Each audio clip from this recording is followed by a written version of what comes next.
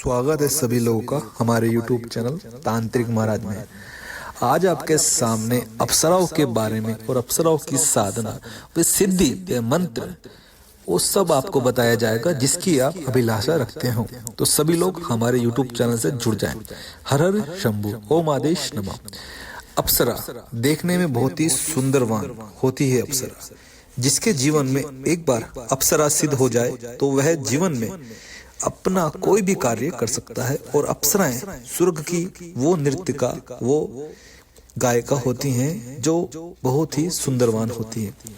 अप्सराओं की सुंदर और अप्सराओं का रूप इस दुनिया में किसी के पास या किसी स्त्री के पास भी नहीं होगा। कोई स्त्री इस दुनिया में अप्सरा जितनी सुंदरवान नहीं होगी, क्योंकि अप्सरा अपने आप में बहुत ही सुंदरवान होती है। यह इंद्रलोक पे राज करती है। अप्सराओं की शक्तियां बहुत ही ज्यादा होती हैं। अप्रतिम शक्तियों की रानी कहा जाता है अप्सरा को। अप्सरा जब किसी के जीवन में एक बार आ जाती है तो खुशी का भंडार और सुख समृद्धि, लक्ष्मी और हर चीज का उसे सुख प्रदान करती है। स्वयं कुबेर देवता की उस इंसान, उस प्राणी पे कृपा बन जाती है, जिससे अप्सरा सिद्ध हो जाती है। अप्सरा साधना करने के कई तरीके होते हैं। बहुत से लोग अप्सरा को सिद्ध करना चाहते हैं या बहुत से लोग अप्सरा की सिद्धि प्राप्ति करना चाहते हैं। लेकिन कौन सा तरीका सही है जिससे कि हम अप्सरा को सिद्ध करें? आओ ये जानते हैं। सबसे पहले अगर आप किसी अप्सरा की साधना कर रहे हो, वह कोई भी अप्सरा हो सकती है, रंभा, उर्वशी, मेनका, जिस किसी की भी आप साधना कर रहे हो तो आप ध्यान दें।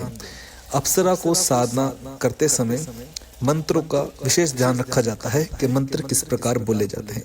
और दूसरी बात, अप्सरा जब इंसान के सामने प्रकट होती है तो वह कुछ वचन इंसान से लेती है। वह वचन कौन से होते हैं या कौन से नहीं होते, वह भी आप गुरु के आदेश से पूरी संपूर्ण तरीका समझ सकते हैं यदि आप अप्सरा की साधना करना चाहते हैं। अप्सरा का अनुभव कुछ ही दिन में या मान लो कुछ घंटों में भी हो सकता है, अगर साधक सिद्ध है तो। यदि साधक पहली बार कर रहा है तो हो सकता है उसे कुछ समय लग जाए अप्सरा का अनुभव होने में, या अगर उसकी किस्मत भाग्यशाली हुई तो तुरंत भी उसे अप्सरा का अनुभव हो सकता है। 3 से 4 रात्रि की साधना होती है अप्सरा की। जैसे ही आप 3 से 4 दिन आपके पूरे होते हैं, उसके बीच में ही आपको अप्सरा की अनुभव होना शुरू हो जाता है। बहुत से भाग्यशाली लोग होते हैं जिन्हें के सामने अप्सरा स्वयं एक रूप का आकार लेके सामने प्रकट हो जाती है और बहुत सुंदरवान रूप में होती है। और उस साधक के सामने आके उसका हाथ अपने हाथ में लेके और बोलती है कि इस कलयुग में मुझे किसके लिए बुलाया। ऐसे कुछ प्रकार की वाणी होती है अप्सरा की, यह सुनकर इंसान बहुत भयभीत हो जाता है या इंसान डर जाता है। तो साधक ये ध्यान रखे, कतई भी डरे ना इस साधना को करते समय। जैसे ही अप्सरा आपके सामने प्रकट हो तो आप अपने गुरु के निर्देश अनुसार उससे उसी प्रकार से वार्तालाप करें। जैसे ही आप उसे अपने वचनों में ले लोगे तो अप्सरा आपका काम करना शुरू कर देगी। यानी कि अप्सरा हर वो काम कर सकती है जिसकी आप अभिलाषा चाहते हो।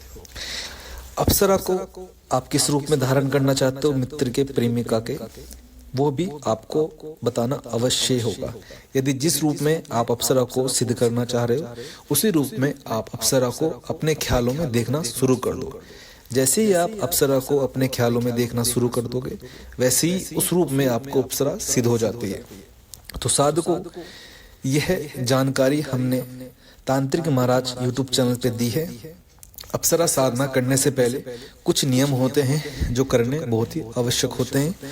सुरक्षा घेरा कवच बनवाना भी अवश्य होता है, और उसमें किस प्रकार की सामग्री का उपयोग होता है वो जानना भी बड़ा ही जरूरी होता है।